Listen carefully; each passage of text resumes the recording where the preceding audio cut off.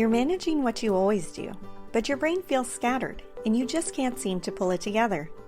The Busy Brain Do-Over from Steady State Co. is your space to recover, reset, and restart, proud of how you show up again. Because you're not the problem, and you're not alone.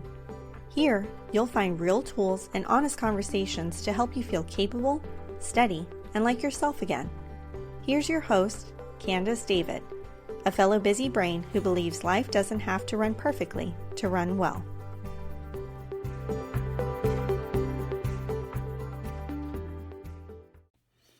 It's a Friday night, late by my standards anyway, and my husband is trying to do something really kind. He's been helping me find someone to edit my videos. Because I learned the hard way that editing is not where my time should go, so he's handling it. And that week I had worked really hard. I recorded several content videos, I got them done, I felt good about it. So when he asked me for a link to one of those videos so he could share it with the editor, I didn't think anything of it. I just pulled it up and showed him. And then he said, "Hey babe, what are these lines on the video?" I was like, "What do you mean?" "Well, you've got lines on your face, like a whole grid." I went still. Not full panic, just that specific kind of dread where your body already knows the answer before your brain catches up. I grabbed the laptop, looked at my screen, and my stomach dropped. It was a grid overlay, baked into the recording. Not a filter that I could turn off, not a setting I could change. It was literally saved to the file itself. I asked GPT anyway. I checked YouTube anyway. I was praying I was wrong, but I wasn't. And then I opened the other videos I had recorded that week. And every single one, same grid, same overlay, all of them. My first instinct was to delete all of it, right then, just gone. I pushed the laptop back to my husband, laid down, and put Schitt's Creek on in the background. And just laid there thinking, I am such an idiot. I worked so hard and it was all for nothing.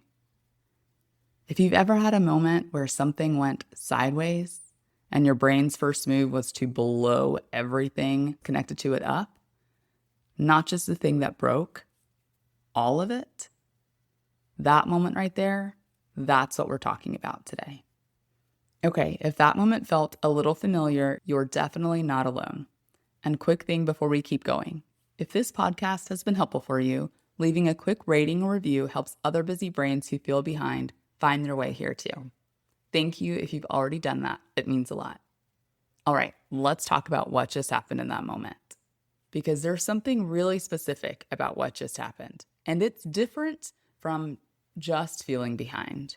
This isn't, I see the gap and I feel behind. This is, I see the gap and my brain decides that the whole thing is unsalvageable. And those two things sound similar, but they're not. Feeling behind keeps something alive. Deciding it's unsalvageable ends it. And usually right behind that decision is another thought. Quiet, fast, something like, see, I knew it. I can't stick with anything. This is what I always do. And once that thought shows up, the whole situation changes. And this is where our brains can pull a fast one on us. That decision feels like action. Writing out the new plan feels like momentum. Designing the better version feels productive. Declaring a fresh start feels like taking control.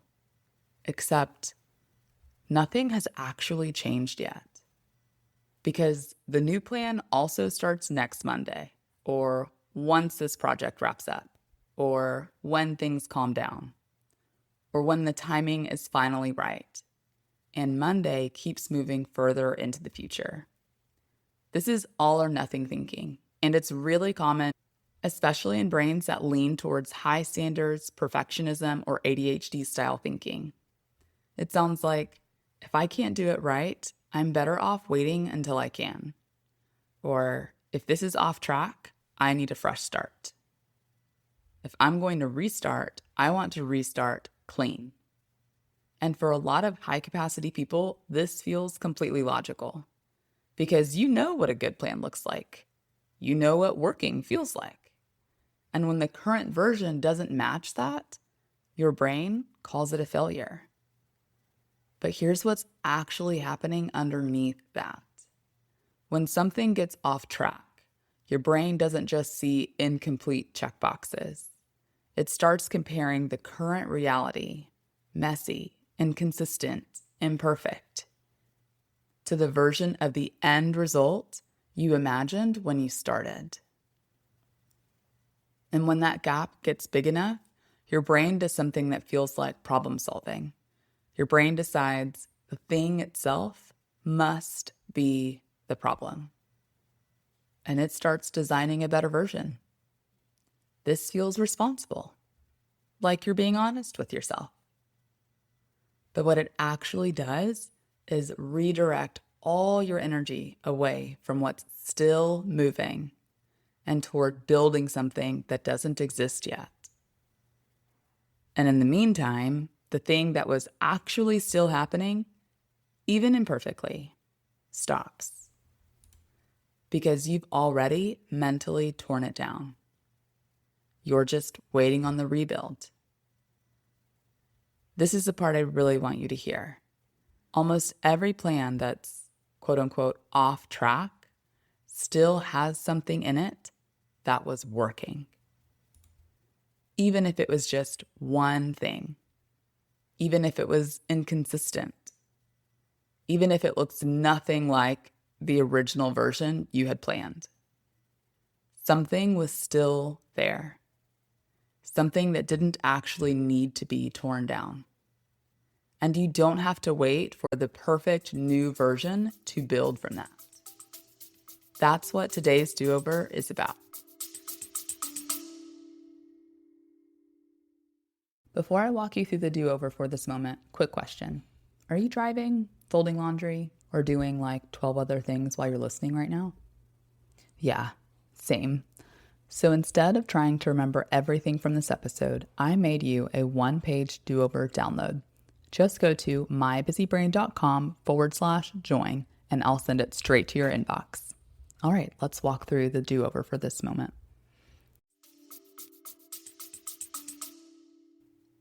So this do-over is not about never scrapping something. Sometimes scrapping is exactly the right call. Sometimes something genuinely doesn't fit your life anymore, and letting it go is the most honest thing you can do. But sometimes perfectionism is just loud, and your brain is reacting to imperfect and calling it broken. The don't burn it down do-over is about learning to tell the difference in 3 steps. Step 1, look at the thing itself. When that urge hits, the one that says, scrap it, start fresh, pause for a second and ask yourself, is this actually broken? Or does it just not look the way I thought it would? Because those are really not the same thing. Think about what it actually feels like when something is genuinely not working. Not feels hard, actually broken. Maybe something went wrong that you can't fix. One piece failed and it's pulling everything else down with it. Or something in your life changed and what you were doing just can't follow it. Your schedule shifted, your season changed, your capacity isn't what it was.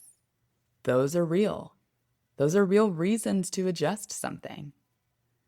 But now, think about what it feels like when something just got messy. You skipped a few days.